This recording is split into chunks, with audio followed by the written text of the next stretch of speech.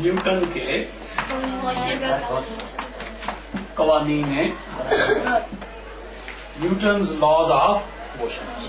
Newton एक साइंसदान था जिसने हरकत के बारे में 3 अहम तरीन कवानीन पेश किए।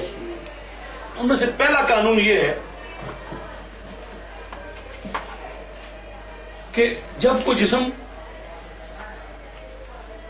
रेस्ट में होता है तो वो हमेशा रेस्ट में रहता है जब तक कि कोई कुव्वत, कोई बैरूनी कुव्वत अमल करके उसको हरकत में ना ले आए।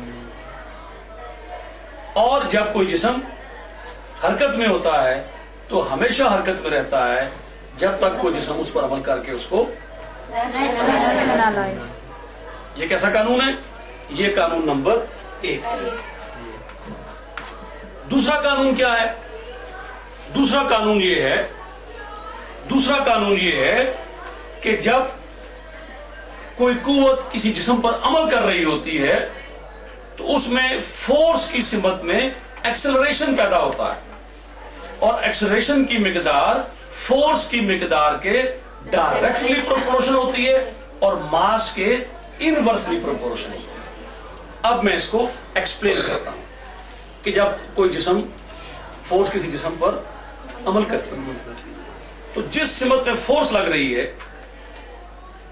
उसी सिमत में एक्सेलरेशन पैदा होगा। एक्सेलरेशन क्या चीज है?